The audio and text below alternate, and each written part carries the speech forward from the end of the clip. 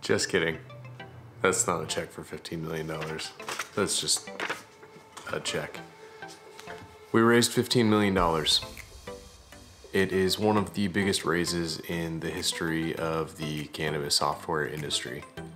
And we are super excited. We've been working for this for so long. I'll link some of the news articles below.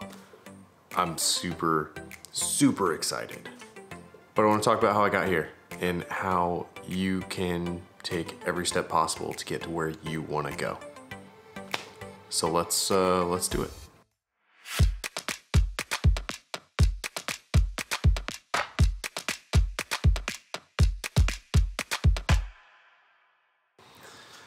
What's up, guys? So I need to start by telling you a story. After graduating high school, I went to an automotive technical school. I wanted to open up my own custom car shop. I did that for about a month.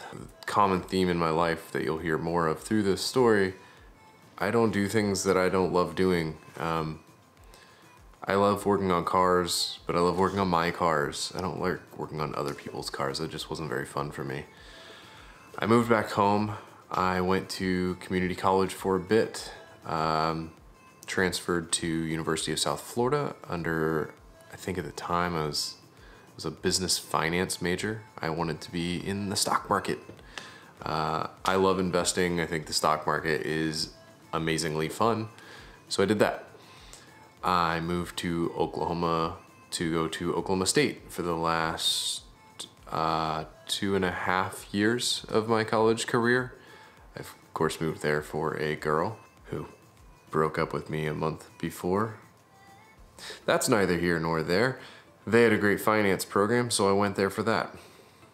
Finance wasn't my thing. I found the accounting classes rather boring, so I changed. I considered switching to a computer science major, but apparently business calculus is not the same as engineering calculus, so there were a bunch of credits that didn't transfer, and well, if you've been in college, you know the politics of the college system are just kind of ridiculous. So I stuck with the business school. Really glad that I did in the long term. I'm a MIS major, the Management of Information Systems. It's about as close to a technical degree as you get in the business school.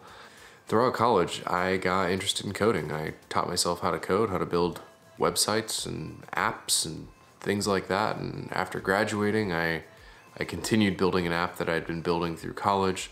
I had a small consulting business where I worked for a couple of the media companies around town, building some websites here and there, friends, families' websites, that sort of thing.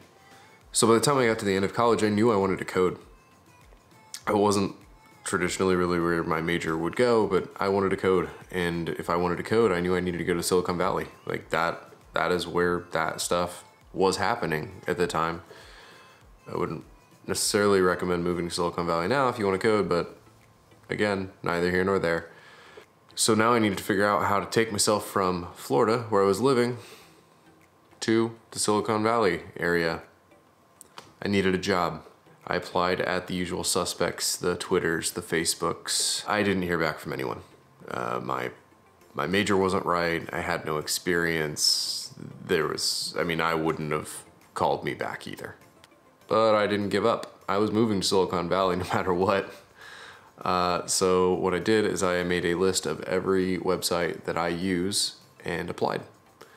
One of those websites happened to be Outright. I used it for my accounting when I was running that consulting business in college. Ben, the founder there, my co-founder at this company, saw something in the resume. To this day, I don't know what.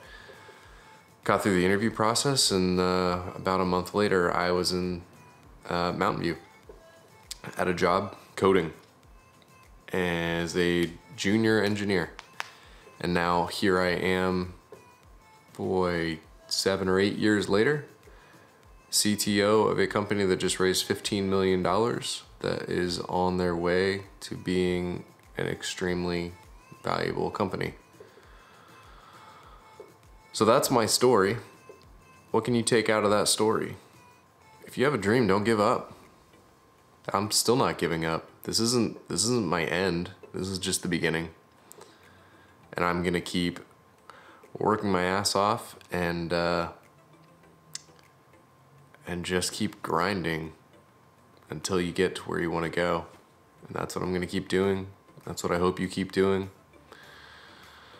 I'd love to hear, what are your guys' dreams? What do you want to do in life? I ask this question in all of my interviews now, and almost anyone that I meet, I want to know the answer to this question. So I'm going to ask you guys, and leave your answer in the comments below. If you had unlimited time and resources, what would you be doing? The answer to that question can lead you in the direction you need to be going. That's it for today, guys. If you like this video, hit the thumbs up. It really does mean a lot. Subscribe to this channel if you want to be notified about future quick tip videos and any of my other vlogs. Hit the little bell icon, it's right around here. And that's it. I will see you guys next time.